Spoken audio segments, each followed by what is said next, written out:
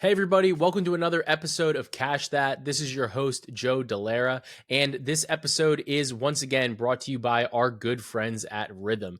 Rithmm is the cutting edge of betting technology. You've got an actual AI model helping you, and it's facilitating some of the tools, creating projections for you, whether it's spreads, whether it's totals, whether it's player props.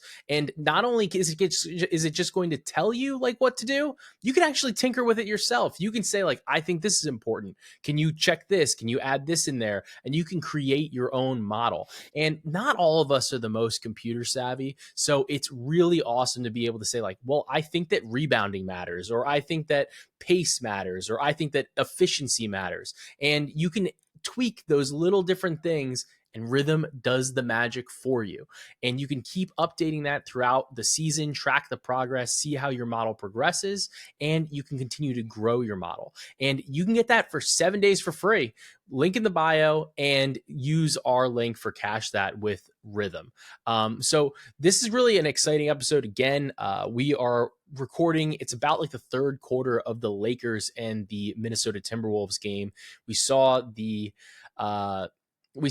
checking in of LeBron and Bronny together at the same time, and it was a pretty heartwarming moment. You guys got producer Corey came specifically on the podcast to talk about to talk about the father-son duo. Corey, how do you feel about nepotism in today's society?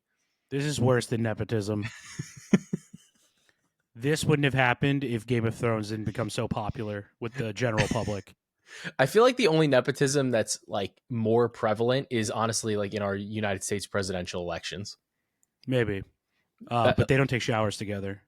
Well, are we sure? We're not sure. I know. The LeBron boys are doing it. Yeah, true.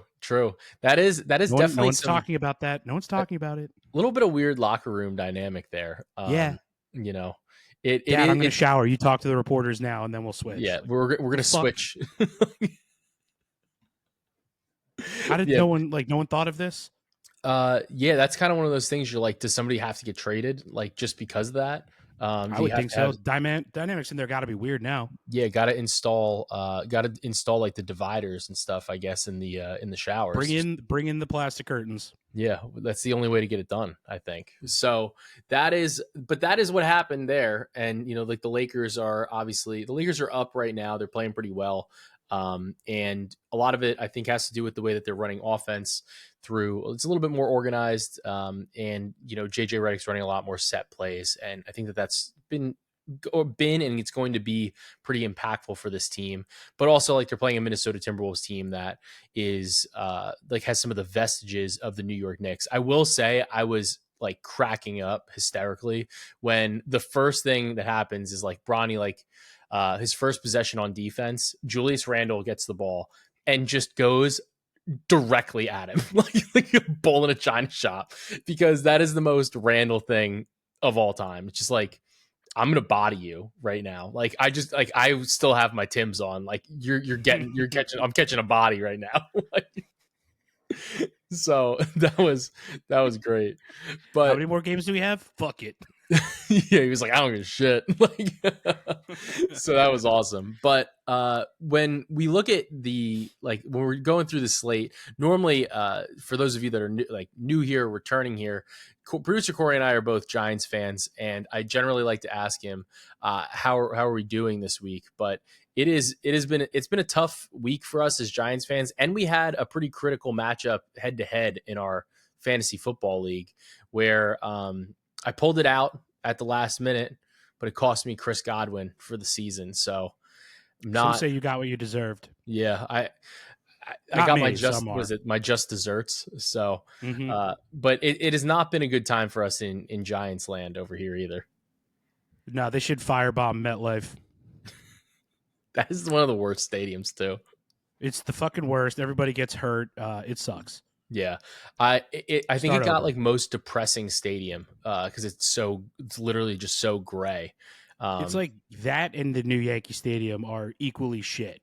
Yeah, like there's really nothing going for it for me. I don't mind the new Yankee Stadium because to me it's more like a coliseum. Like you walk in and it's just like it's a little cold, but at the same time it just is like I. This is a little bit of a hot take. I appreciated the vibes of the old Yankee Stadium, but I did not appreciate Careful. I did not appreciate the structure of it. Oh yeah, you're a big structure guy. I didn't know Yeah, you were such a civil engineer, Joe. it's I did go to my high school was the Marine Academy of Science and Technology, so You put it to good use. You were like AutoCAD. 16 and rolled into the old Yankee Stadium. We're like, can't wait till they do something new here. Yeah, dude. It's funny actually. For one of my projects, and then we'll get into the slate. But I did actually I drew on AutoCAD the like the facades, like the gate 4 facade, like because that Mother was of God. yeah. So that is how this is a real nerd podcast Yeah, here. my joke just turned into a reality. You're like, wait, I was trying to bully you, and you actually did it. Fucking nerd.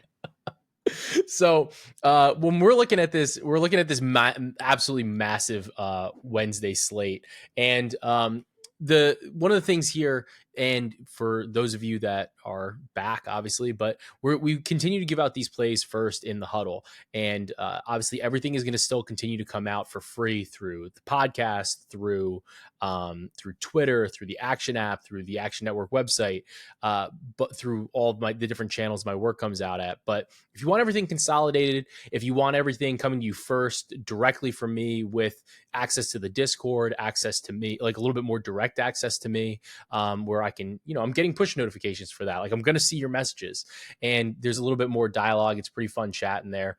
You can get that for through the end of the month, through October 31st for free on me.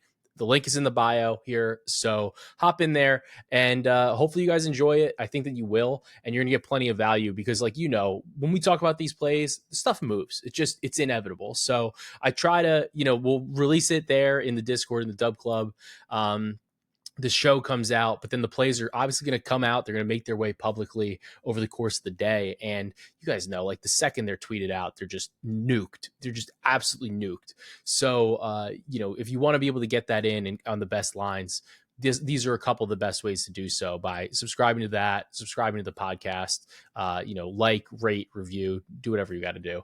And this has been like a relatively long ad, but now we're gonna actually get into the slate. So the couple games, this is obviously a big slate here that we have for the Wednesday games, and the first couple games, we have to talk about this because the first game of the season for the Philadelphia 76ers, and we already don't have Joel Embiid and Paul George. Like, we knew this was Are there mobs forming in Philly right now? Yeah, like we knew this was a thing that could happen, but my God, like for it to happen already is otherworldly, like hilarious. I understand like they want to be healthy for the playoffs. They keep talking about the fact Gotta get there. Yeah, like it's like you still got to get there, but they keep talking about being healthy, load managing. Embiid suddenly cares about only the playoffs. So it is obviously going to really impact this team. This team was like not very good. They were okay against this. So I'll put it this way: they were okay against the spread without Embiid last year, but they also had a very different supporting cast in terms of the roster. Now you don't have Paul George either for this game, and they're saying that Paul George maybe will play over the weekend, Embiid probably next week, I think. Really interesting scenario, but like it's Tyrese Maxey's team, which is fine. I think Tyrese Maxey's excellent, but they were not good. Like they were a losing team. They were a bad team. And now you get to play the Milwaukee Bucks. This line flipped. So when Embiid and company were healthy, the Sixers were minus 4.5 points. Right now we're seeing plus 3.5 for Philly. The Bucks are 3.5 point road favorites. You got to lean the Bucks here. I know that the Bucks kind of had like one of the years from hell last year. They also are dealing with their own injury issues, with Chris Middleton missing the beginning of the season, being out indefinitely. However, while I do think there are some concerns about like Damian Lillard, Giannis Antetokounmpo not really playing together during the summer again, Giannis made one of the crazier comments about like, well, like if we don't win, then maybe the Bucks won't want me. It's like, brother, they do not grow like top 3 players in the NBA on trees. Like they want you. So that's like a funky way for you to start hinting at a trade, right? But look, I think that Milwaukee is definitely in a good situation here. One of the player props that I was looking at, and it got steamed to hell instantly, was Andre Drummond over 11.5 rebounds. The funny thing is, I was actually looking at this as a spot where I was thinking about waiting because I didn't really love the look for Drummond. And I think that like it's a great spot in theory. Like whenever he's played without Embiid, he has absolutely smacked, right? And we've seen him see like a pretty significant spike to his rebounding averages. The concern here that I have is like, I'm like, well, how many minutes is he going to play? How many looks is he going to get? And then like when you're playing the Bucks, the toughest part about playing Milwaukee. So like, okay, let's put it this way. When Drummond played 20 minutes last year, he exceeded 13 and a half rebounds in 61% of games. The thing is, for me, the Bucks do a decent job of rebounding the basketball, and in large part, I think it's because of Brook Lopez. It's the Brook Lopez Giannis combo, because Brook Lopez doesn't give a shit if he gets a rebound or not. He is just like, oh, I'm gonna box you out. Like that's what I do. I'm gonna box you out. I'm pretty slow. I'm gonna box you out. Um, that's a slight problem, obviously, and then it's a little bit harder for them on the other side of the ball because you have Giannis attacking the glass. Like he's trying to secure rebounds. He's somebody that is going to hawk the glass and try to prevent Drummond from getting these opportunities here. Additionally, it's not like a great stylistic matchup for Drummond as a scorer either, because you have guys like Giannis and Brook Lopez on the interior. So it's a little bit harder to get your own rebounds. And Drummond famously, like he just had an interview the other day where he was asked, he was like, hey man, like, did you like miss some shots on purpose to get more rebounds? And he was like, yeah, like I did. So I do have a little bit of concerns in this particular spot. Like I understand that that's probably the play. I think at 11.5, the over was probably the play. At 13.5, I definitely don't need it. And candidly, I would be looking more at an under than at an over at 13.5 in this matchup against the Milwaukee Bucks. Even looking back at last season, he had, or over the past couple of years, right? He's played 4 games since 2021 against Milwaukee, where he's played 20 minutes and hasn't played with Embiid. So it's been on a little bit of different teams too. One game he had 20 rebounds in November of 2021, but then in the 3 since, last year he had 10 on March 1st. The year prior, he had 10 on March 31st, 2022. And on February 26th of 2022, he had 12. So I think that this line is like fair. I understand it, but it's not a spot that I'm necessarily looking to go to. So for this game, I'm leaning that. I'd be looking at unders on, I think I would be looking at unders on the Drummond rebounds, and I would be looking at Milwaukee in terms of the spread. As for like a Giannis look or anything like that, I do think that Giannis's rebounds are maybe playable at the 12.5. But the spot that I would really be most interested in right now is I do think that there's going to be some opportunity for Damian Lillard here as an assister. He's at 6.5 or 7.5 assists. 7.5 seems to be a little bit more of the line here. I'd be considering the over, but I'm just like generally a little concerned about this game. I think that it could get like kind of out of control just based on the fact that Philly was so bad without Embiid last year. So for me, for the most part, this is a little bit more of a stay away game. Looking at the next game, one of our favorites, obviously Tyrese Halliburton, the Indiana Pacers play the relatively new look Detroit Pistons.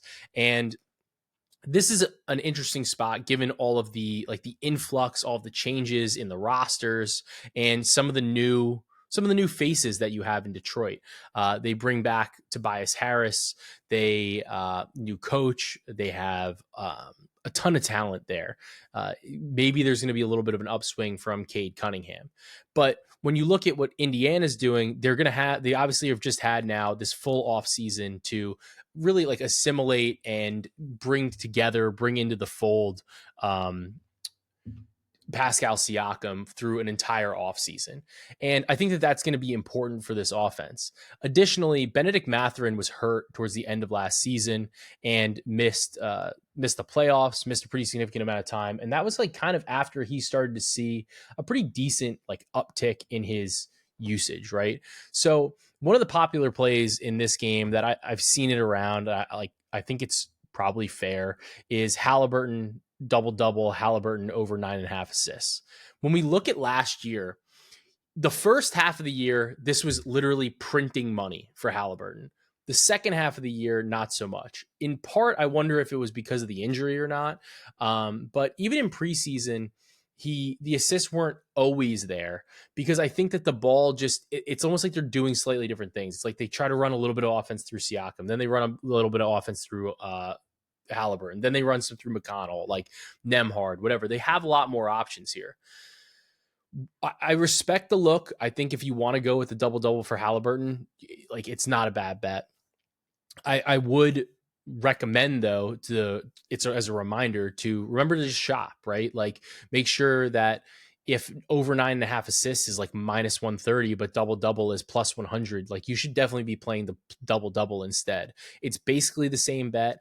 There's a chance that Halliburton doesn't get to double digit points, but given the juice, it's better to get the better line. So make sure that you check that. And then the other thing that I've noticed too this year with a lot of the player props, and Corey, you've probably seen this with like NFL too, but they do like the milestones, and then they also do like different tiers of over-unders. So it'll be like the same bet, but they'll have different lines, and it just has to do with, if one gets hit at a certain rate, then like the juice moves, and another one gets hit at a certain rate, the juice moves. So be sure to kind of keep a lookout for that, because it is a way to try to generate some like additional value for yourself when you might not really realize that you're kind of betting on the same thing, but they're just being listed like kind of improperly, if you really want to call it that.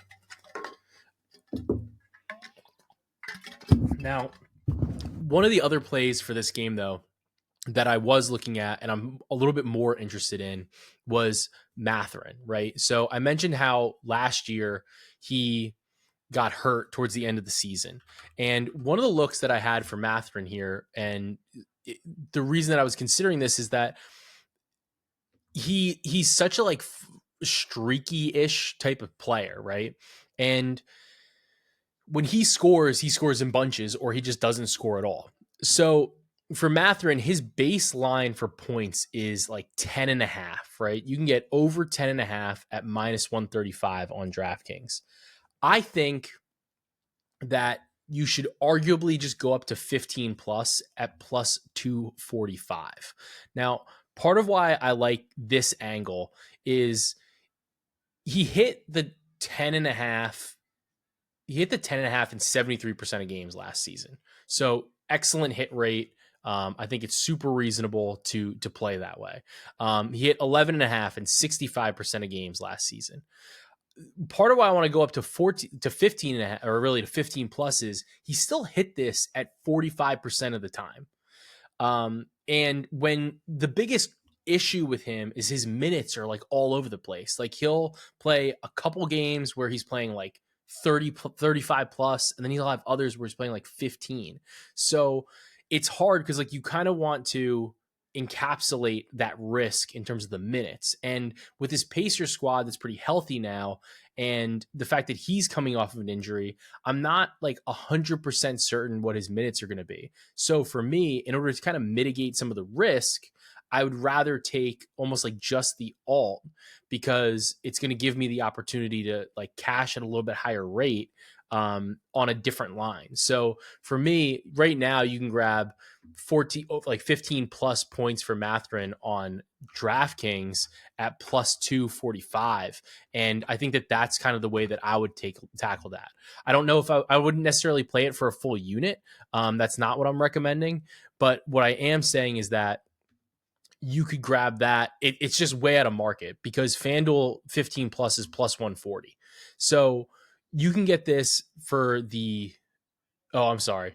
It's plus 165. Looking at the wrong thing. Either way, based off of the numbers, right? At plus 165 implied, it's better than the 45%. So to me, I think it helps you get a little bit of a better number here on a guy whose minutes and role might be a little bit more variable. I like the matchup against Detroit. I think that he's going to be able to get downhill. You guys know I like him as sixth man of the year. I think this is just a good way to back him early on in the season. And by grabbing an alt, we're going to get a little bit more upside on what I think his play time could be. So Benedict Mathurin, 15 plus points, plus 165 on DraftKings. And I would maybe put like either a quarter or a half a unit on that as a play that I want to be comfortable with there. Part of the reason that I'm trying to stagger some of these bets too is I know that people want a lot of volume early in the season. I think that there's some opportunity to like jack up the volume to a degree where you can kind of get a little bit more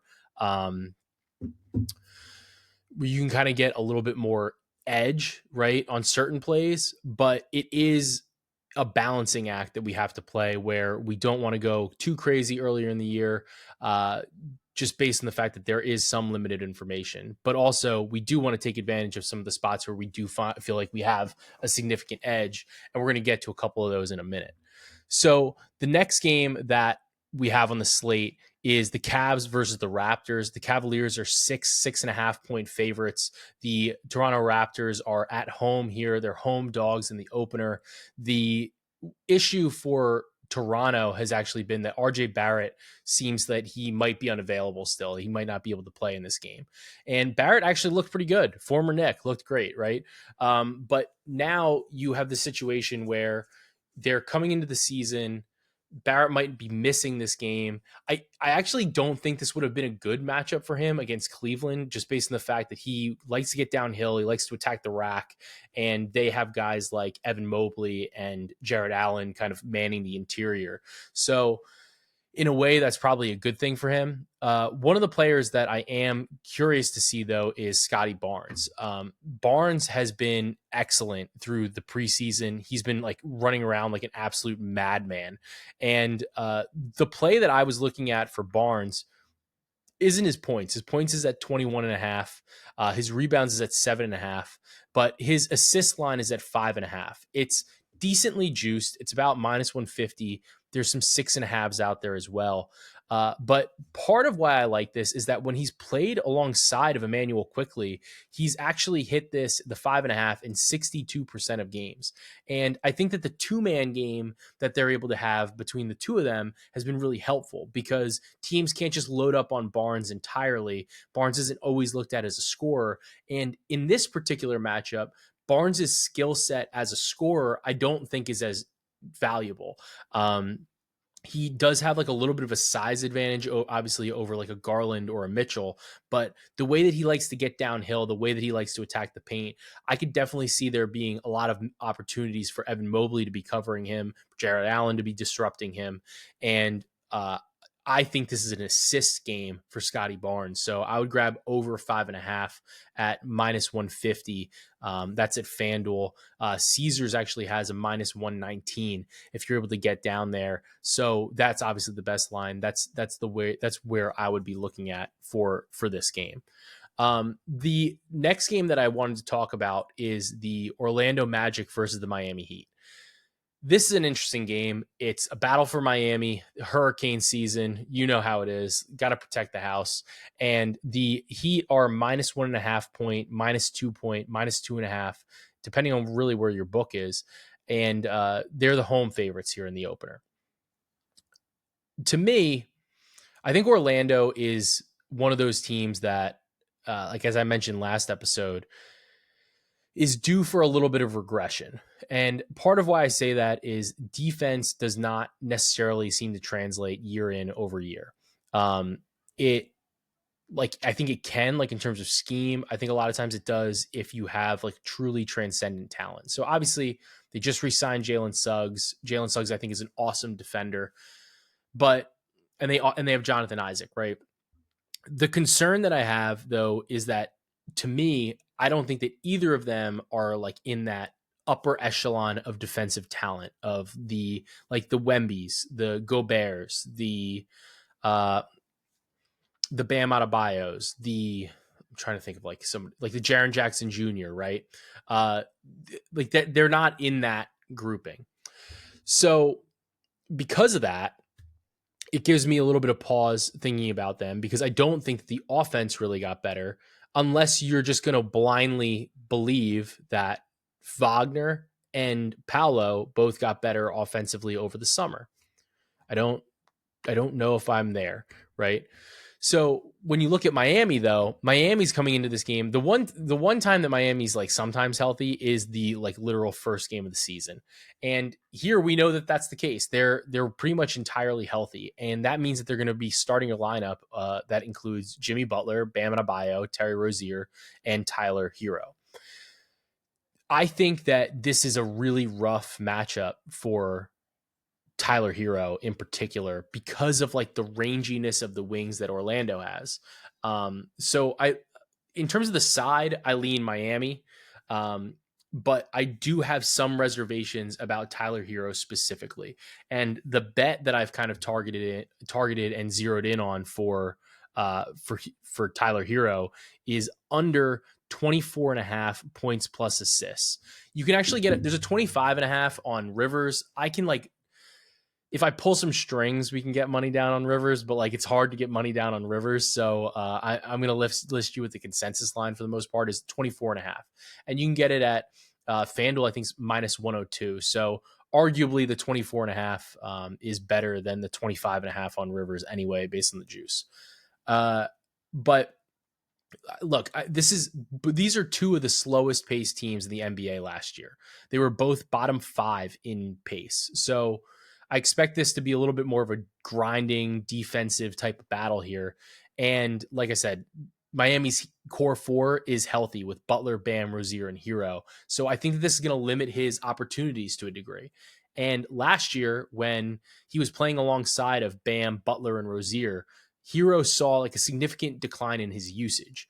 And he hit this line of 24 and a half points plus assists in just 2 of 10 games playing alongside of them, averaging 22.4 points plus assists. The biggest swing, though, to me, looking at this, is Terry Rozier's inclusion. Rozier runs a little bit of the point. He has the ball in his hands a little bit more. And when he played alongside of Rozier, he scored 3.23 points fewer per 100 possessions. And even though he saw an assist bump slightly playing alongside of Rozier, that was more than canceled out in the minutes that he played alongside of Jimmy Butler. So it's because like they all kind of do a little bit of the same thing that this makes it feel like a good bet to me, given the pace, given the fact that there's redundancy in what everybody does. Everybody can also kind of create their own offense. And then the fact that like the points and the assists, there's only so many opportunities for those in general, right? And they kind of cannibalize each other because like if you're assisting to somebody else, that means you're not scoring on that possession or vice versa. Additionally, I think that we're going to see some like decent Jaime Jaquez minutes. I think we're going to see some Jovic minutes. So to me, when we couple the fact that the Heat are healthy, the expected pace, I'm grabbing under 24 and a half points plus assists for Tyler Herro. The other play that I'm looking at in this game, and it's funny because like I think a lot of people got duped with the Anthony Davis 3 today. Has he even taken one? Let's take a look. He did make a 3 today, finally. So thank God for everybody because he looked like he was never going to take a 3. Oh my God. We gave it out in the Discord. We gave out Anthony Davis method of first basket was a 3-pointer, $5 to win 900. And I had to watch him pass up an open 3 to start the game. I was like, oh, this bet's cooked. Like he's never going to shoot a 3. So I'm glad he made a 3 for everybody. But we cashed our over 24 and a half points bet, which is sick too. But the reason I'm bringing this up is sometimes like we talk about what these players are going to do or what they work on in preseason and how it's going to translate. Well, one of the things that we talked about in the player props forecast was Bam Adebayo's threes, right? And in the preseason, we talked about and we gave out Bam to make like 2 threes, a couple games, like, and he did that. And he was actually 5 for 13 from beyond the arc in the preseason. And his line is set for this game at over under a half a three. So is he going to make one at basically like normal juice, like minus 110? We're going to bet that. We're going to put a half a unit on that. We also finally got an alt, and we're going to take 2+ at plus 700 on bet 365. Throw like a quarter there, throw like a 0.15, something like that on that. I think this is a good opportunity there. And the reason that I'm saying this, and like when I was writing about this and I was talking about kind of like the leverage, right, in terms of the threes versus just an increased ceiling in the points. And we talked about it a little bit yesterday or 2 days ago when we did the opening night preview pod for the Lakers, and we talked about Anthony Davis's points prop. But for me, with Bam, this is a pretty significant jump. Like if he is going to do this, because he averaged 0.6 3-point attempts per game last year. And that was the highest mark of his career. He only made a 3 in 12 of 71 regular season games. But given the fact that like during the Olympics, he was taking threes, during preseason, he's taking threes. To me, I think this is something that's going to be schemed in there.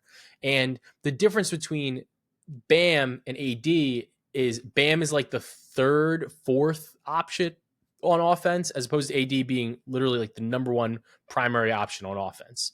So because of that, I think that it's more likely that if Bam is going to take these threes, it's not so much like, hey, AD, like take a step back. You should make that long 2 into a 3. For Bam, I think it's going to be like, hey, we are trying to get you a couple opportunities to shoot the ball from beyond the arc, and we're going to scheme it into the play. And it's a Spo thing. It's a Miami Heat thing. And Bam is like obviously like a true heat culture type of player. I can see this being something that he's going to be like, all right, yeah, like we're practicing it. I'm supposed to take the shot. I'm going to take the shot. Not like, hey, if you want to take a step back, you should do that. It's a very good decision mathematically for you to step back 3 feet to shoot the ball. I think it's going to be like, no, you're going to be behind the 3-point arc, and we're going to get you a couple looks there because it's going to help space the floor for a couple of different reasons. So I think it's worth, like I said, a half unit on the over a half a 3. And then you should also play 2+ at plus 700. The line I just think is a little bit out of whack there. Now the next game that we got a couple games that are a little gross that I'm probably I'm gonna gloss over like to a degree, right? We've got the Nets and the Hawks. This game is disgusting. Like I think this is actually the game that I don't really care to watch at all. Like I have like no notes on this. Like there's very little that I care about in this game. I will say that I think that Jalen Johnson should have a pretty good game.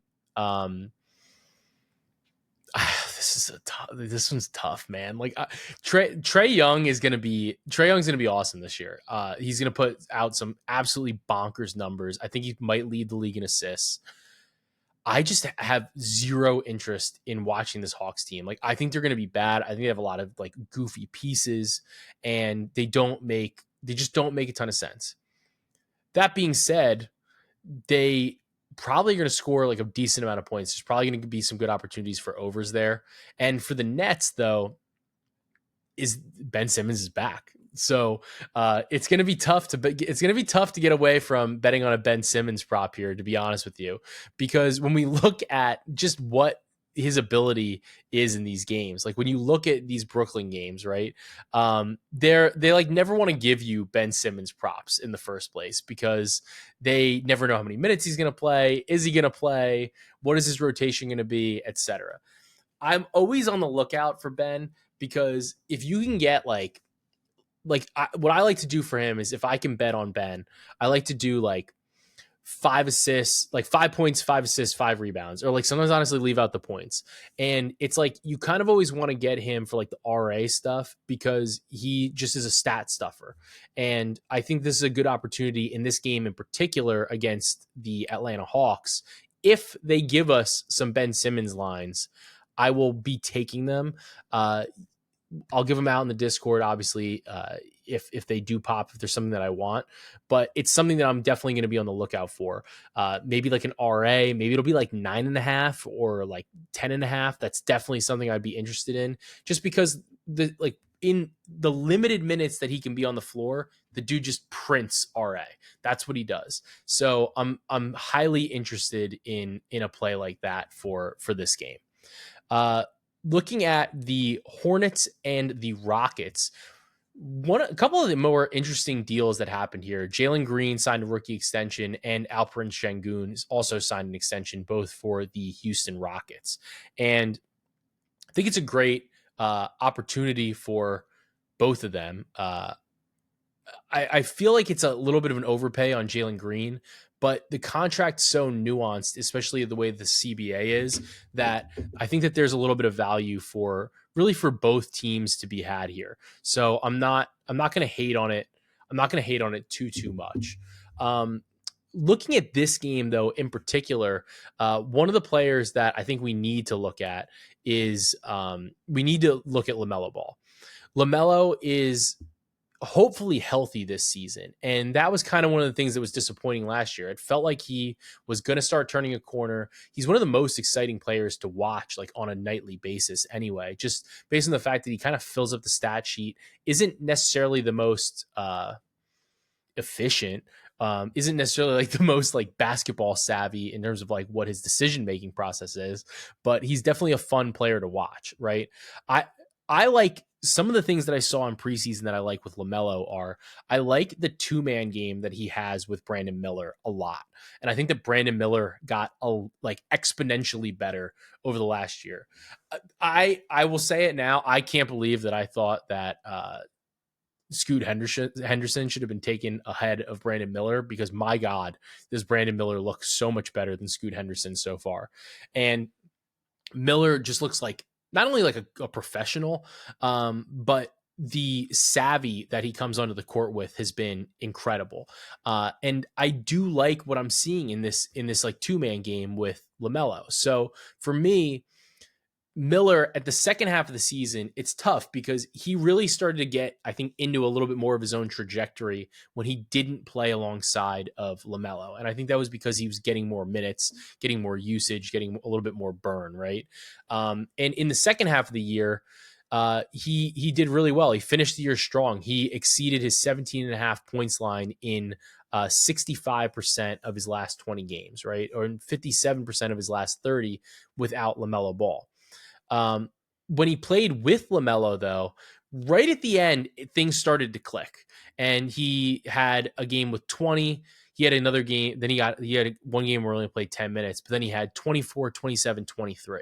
So here in this matchup against the against the Houston Rockets, where I know they have Dillon Brooks. Dillon Brooks is kind of like a guy that gets under your shirt, under your skin, but they just have so many guards, and a lot of their guards are not like the most defensively savvy types of players, right?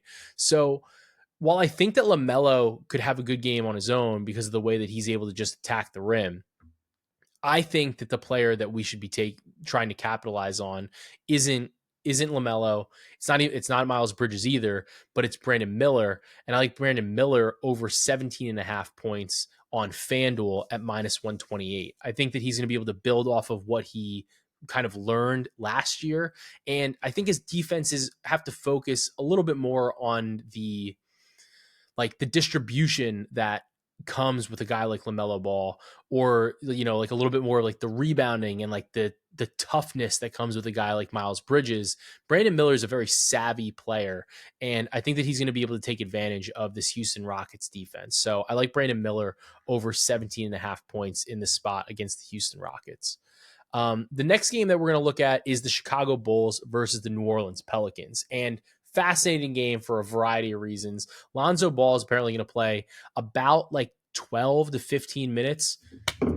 Cheers up though that Lonzo's back. It's nice to see the guy back in the league. It's nice to see him getting some minutes, not being hurt. Like the Ball family is a lot of fun. So it's good to have Lonzo back. And I just don't know what his role is going to be. His lines are set. I'm seeing 4.5 or 5.5 points, 2.5 rebounds, 2.5 assists, and let's see for threes and like half a three. That's a DraftKings like sleeper line, right? Or I guess over 1.5. It looks a little funky. These lines aren't really up yet, but I Lonzo's just, all he did was shoot. Like he took a lot of threes and he dished the ball a lot. So it's hard to say here, like when we're looking at what he was able to do, because if we go back to really the last time he was healthy, he was hitting these lines with regularity. But we know he's only going to play about 15 minutes, right? So there's really never been a scenario where he's played these few minutes. Like he had always been playing like 25, 30, 35 minutes a game. It's a little bit difficult to get into a rhythm here. And from a spacing perspective with Chicago's got a lot of guards right now. You obviously have Josh Giddey, who's newly there. You have Ayo Dosunmu. You have Kobe White. Now you have Lonzo Ball. So Zach LaVine is still there. So it's a really interesting situation for him to come back to. And then you're playing a team like the New Orleans Pelicans, who truly seem like they have zero idea of like not only what they're doing, but what is their best set of like personnel to have on the floor at any given time. So I'm fascinated to see what they do this year. You have a team that has DeJounte Murray, Zion Williamson, Herb Jones, Brandon Ingram, CJ McCollum, Trey Murphy, and I don't know what the floor is going to look like. I don't know what the spacing is going to look like. And we saw some hints at it during the preseason, but it's still very, very difficult to project. For me, I think that there's just a lot of redundancy between DeJounte and Brandon Ingram and CJ McCollum, candidly. And I don't know what the spacing is going to look like. I don't think it's going to be particularly good. I think that maybe DeJounte is able to have learned like a little bit of stuff from playing alongside of a guy like Trae Young. The look that I might consider here is like DeJounte over 2.5 threes. One of the things that was interesting with Chicago last season was their like what they gave up in terms of like catch and shoot threes, right? And they gave up a lot of assists on players that were kind of able to find that and facilitate from the inside out. So part of me likes a look at like a DeJounte threes bet. Part of me likes a look at a DeJounte assist bet because I think that he's going to be able to facilitate from the inside out. My concern though is that they aren't going to necessarily have the spacing. Everybody kind of wants to get downhill. So it becomes a little bit more difficult to see like how is the floor going to be spaced for them. So while it's something that I'm looking at in this game, I really think that it's a bit too early at this juncture to make a real firm determination on what exactly the strategic, like the offensive strategy is going to be for the New Orleans Pelicans, kind of like until we see it. I will say though that last season, the player that did kind of excel in this spot was DeJounte. DeJounte did score. He did have 2 games with 2 threes against Chicago late in the season, and he did assist the ball pretty well against them as well. But different team, different scenario, different lineups, and that's what makes this a little bit more difficult because New Orleans in particular is a team where I'm like, this set of players makes absolutely no fucking sense together, and we're kind of stuck in that scenario. From a from an interior perspective, though, I will say I'm curious about Vucevic's rebounds because there isn't really a great rebounding threat now on the New Orleans Pelicans. They don't really have like a great center. So Vooch is a guy who, a little bit more of a traditional big, back to the basket. He can obviously stretch the floor to a degree, but he did tend to struggle a little bit when he had to play somebody with like significant size. I think that at 17 and a half points, there really isn't a lot of competition for him in Chicago there. I think that the 17 and a half points is something that I'm considering for Vucevic in this spot against the New Orleans Pelicans. I think that he's somebody that should get plenty of burn, or at least enough burn in this game against the Pelicans. One of the teams that I think is most interesting this year because they were just all like destroyed last year is the Memphis Grizzlies. And the Memphis Grizzlies, Jaren Jackson Jr. is not going to be playing in this game. So there's that piece of injury news. And I think that directly impacts one of my bets for this game against the Jazz. And that's Lauri Markkanen to go over 21 and a half points. We gave that out in the huddle. I think it's at 22 and a half now. I still would take it. The big thing for me here is that because Jaren Jackson Jr. is missing this game, it is going to give us an opportunity for Lauri to have a little bit of a softer matchup. He averaged 23.2 points per game last year. And even though I think they're going to be tanking at some point, it's not yet. They're healthy. This is the home opener. And at home, he averaged 24.2 points per game last season. I think that he's going to be able to get up a lot more shots. I think it's going to be a pretty fast-paced game with Ja Morant back for Memphis. And I think that there's going to be reliance on Edey to play the 5, which might be a little bit of an exploitable spot where Memphis is probably going to have to play a drop to a degree. And I think that that's going to open up some catch and shoot opportunities for Markkanen. And then for him there, and then like if they try to put Aldama on Lauri, that's not going to really go too well either. So I have Lauri at closer to 24 points in this game. So I like him at over 21 and a half or over 22 and a half. From a Memphis perspective, I think the play, because I think it's a tough matchup for Edey generally. You have Walker Kessler for the Utah Jazz. They can kind of match up against each other pretty well. But even besides that, he's a rookie. It's his first game. I'm not convinced that they're going to be like funneling the ball through him on the offensive side of the ball. I think that you're going to be seeing a lot more of Ja Morant, Marcus Smart, Desmond Bane, and that's going to be like the attacking force for the Memphis Grizzlies. So for me at 10 and a half points, I think it's a touch high. It's probably something that I'm going to stay away from. And then I will also caution that Edey's rebounds have been a little bit inconsistent throughout the course of even the preseason. So have some slight concerns there. I will say though that from a Utah perspective, Colin Sexton was awesome towards the end of the year. And I think like he should start. He's probably going to get like 20 minutes. When he played 20 minutes last year, at least 20 minutes last year, he exceeded his 19.5 points line in 62% of games. So just something to kind of keep an eye out for if you're looking for another player prop to kind of combine or do something with in this spot. Turning to the Phoenix Suns versus the Los Angeles Clippers. Kawhi Leonard, another guy who's just never going to play, apparently. And the Suns, the biggest thing to me here, I talked about it last pod. I said bet on Budenholzer, Coach of the Year, 25-1, and it's already bet down.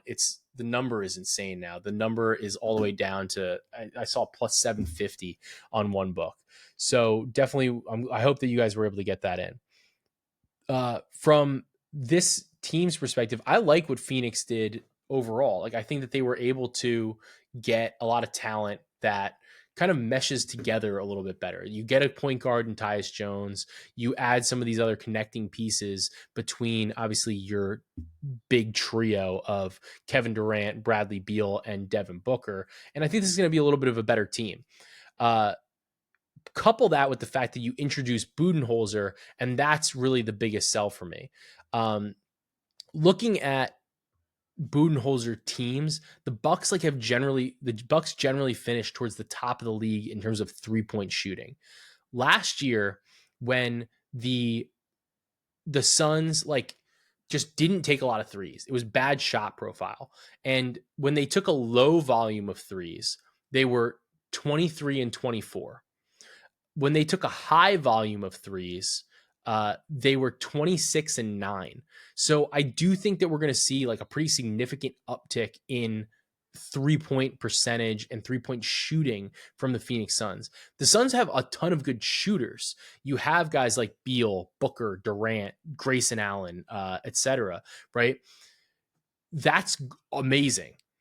They didn't shoot the right shots, I think, and it limited their ceiling to a degree. I think that with Budenholzer as the coach, it's going to be a focal point saying you have to shoot threes. You got to get these looks up. They are much more efficient. They're much more valuable. Those are the looks that we need. Those are the looks that we want.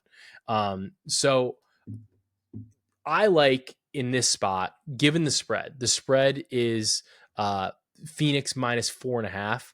I'm on the Suns. I think the 4.5 is a good number. I'm not sold on what the Clippers are going to be able to do without Kawhi Leonard. I think this is kind of a mishmash of a team. And I think that the 3-point volume that we're going to get from the Phoenix Suns is going to be significant. I'm not 100% certain which player is necessarily going to impact the most. I think that Grayson Allen's going to continue to get good looks. I think these continue to get shots up. And at 8.5 points, I think that that's definitely an over you could look at. It implies kind of 3 threes at minus 105.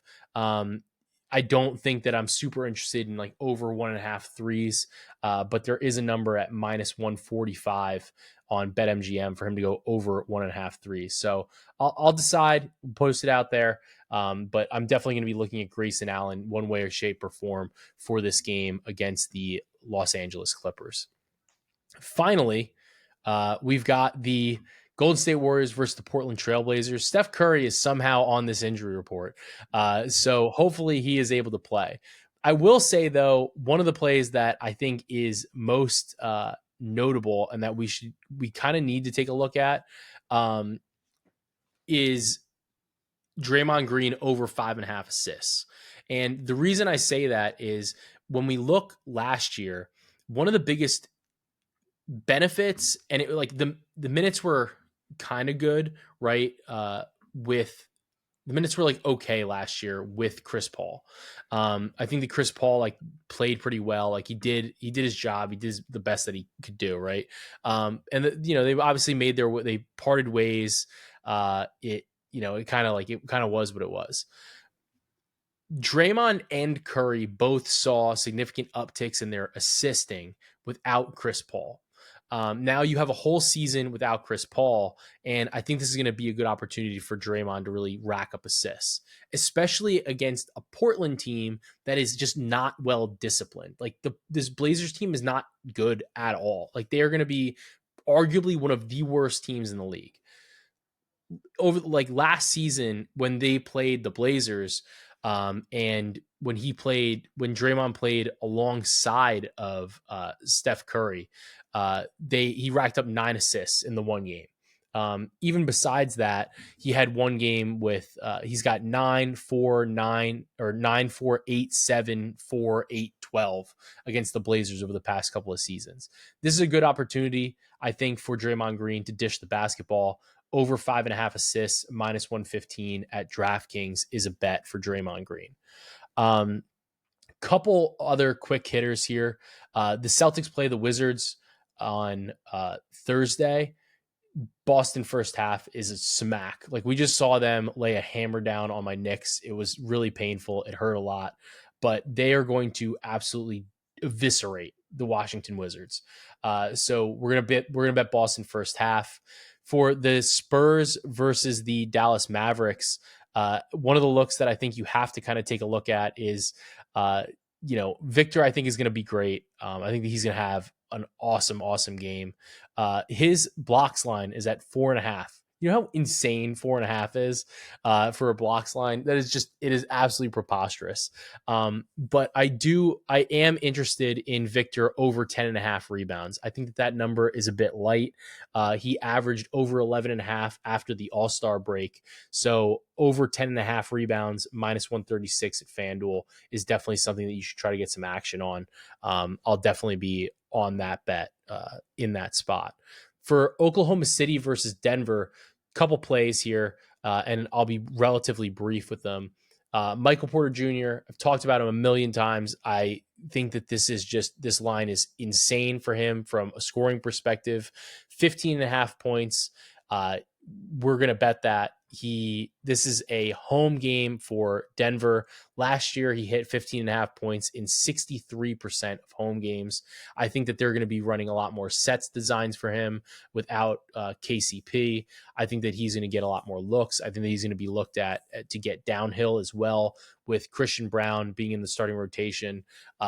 Not necessarily a big scoring threat either. So I like Michael Porter Jr. over 15.5 points. The one player that I'm most curious to see whether or not he plays is Jalen Williams was on the report.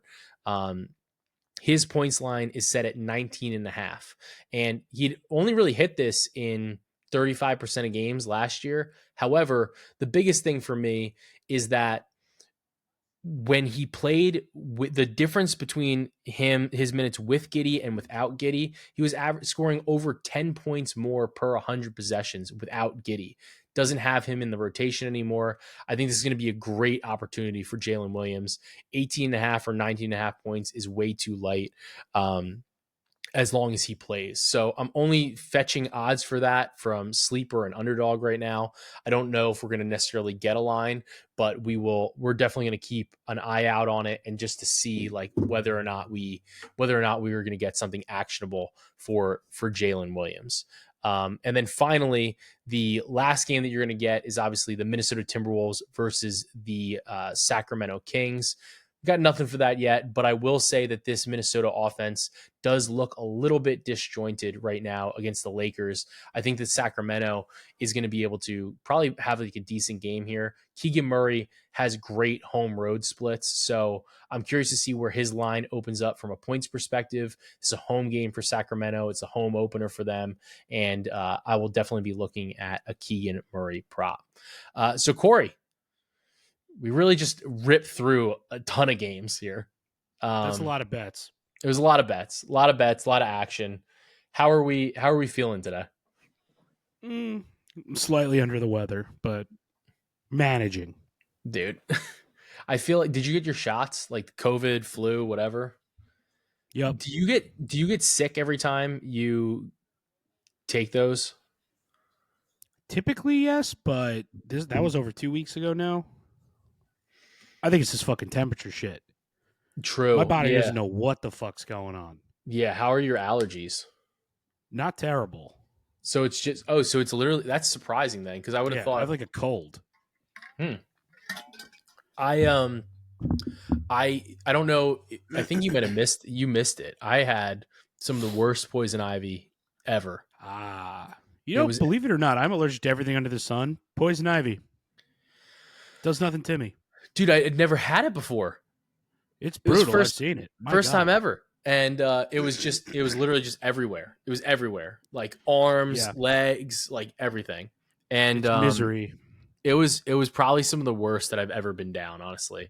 And I imagine so. I was just not a happy camper at all.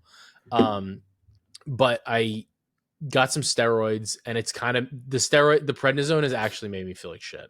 Like I feel terrible. Okay, thank you. I've been on prednisone a million times. I fucking hate it. Some people are like, this shit's the best. I have so much energy. Ugh. Dude, this entire podcast I felt like I was out of breath. Like, it's fucking terrible. Like, this is awful, man. So I was like, I don't feel great. No. You're just making the poison ivy worse now. Exactly. Just making yourself more miserable. No, it's really never a good time. Yeah, that's brutal. But sorry to hear that. I will say though, it did make me like start sleeping a little bit more. It did make me appreciate. I was like, oh, like I need to like absolutely wear long pants and sleeves next time I do like some gardening work so I don't get poison. Yeah, ivy you think again. those landscapers are being heroes in like 90+ degree weather, wearing long sleeves and pants? They just It's know. self-preservation. They know. They know. They're like, no, we They can't do know. that. Can't Yeah, do it's that. not worth it. No. So what do you got for us for pods and Rex here? I had a couple things swimming around my head, but you know, 'tis the season. I'm going to go with pumpkin pie. It's officially started. It runs until New Year's Day, pretty much. Yeah. I'm so happy. I had some this weekend, and I had some more yesterday, and it's just keep it coming, please. I fucking love pumpkin pie. It's the best pie. I don't care what anyone says. I know you love your warm apple pie with your fucking scoop of ice cream, whatever. That shit's available all year round. Fuck that. Pumpkin pie is where it's at. If you disagree, fight me. Dude, I will say that I thoroughly enjoy pumpkin pie. The one issue that I have with it, and I never really realized it, is that there's a ton of dairy in it. Yeah, dude, it doesn't stay that solid like that without something holding it. Yeah, so And as you are an engineer, you know how important dairy is to some sustainable structure. Well, like I especially always in pastries. Yeah, like see, my thing is I always was like, oh, like why does it why does this it rock your me? world? That's like, why does it bother me every time? There. Yeah. Yeah, guess what? There's a lot of dairy. So but I will say Whole Probably Foods a decent amount of whey. Yeah. It's Whole Foods nothing... had vegan ones. Vegan pumpkin pies. Yeah. Fucking ew. Hey, it saved my life. So okay, but what does that mean for the crust now? Like the crust, I think the crust was still fine then, you know? What are we doing here? I don't know. I wasn't upset. You're not making that crust without an egg. Come on. I guess so. True. Yeah. I never really think about that. That's kind of always the thing that gets me, because I'm just like, also always remind your local vegans that chickens eat their own eggs. Okay. They were never fucking viable little chicks. We made it. Sick and tired of this bullshit. We made it. Just eat the fucking egg, all right? Just eat the egg. It's fine. I've been crushing eggs, so that's been good for me. I'm gonna recommend. Wait, before you go, I want to recommend you possibly look into getting some chickens. We have thought about this. I'm on board. We're apparently I will help you build the coop. Our zoning allows us to have 4. Let's go. That's all the eggs you'll ever need. You'll have more than enough eggs. So you could sell them. I think that we might. Jenna wants to. I think that it's something that we might do. I back this decision 110%. I do think that we need to, like, we might have to put up a fence first. Just you might, like, because there's cats and shit like in the neighborhood. Like, you're also in fox territory. Yeah, fox territory, bear territory. So I do think that we need to put up a little bit of shore up the defenses first. Yeah, exactly. What is think about the investment, man. Yeah, free eggs. No, there's nothing better, because like eggs are expensive now. Yeah. It's fucking get a chicken for like $30. It's definitely worth it. Yeah, that's it. It's like 2 dozen eggs right there. That's not bad at all. That's not bad at all. That's a good deal. It's a live poultry market in North Bergen. I can go get you a chicken right now. Oh, how many you need? 4. They definitely don't have cockfights either. They definitely don't have cockfights in the area. Never. Probably Definitely not. No. Disavow if so.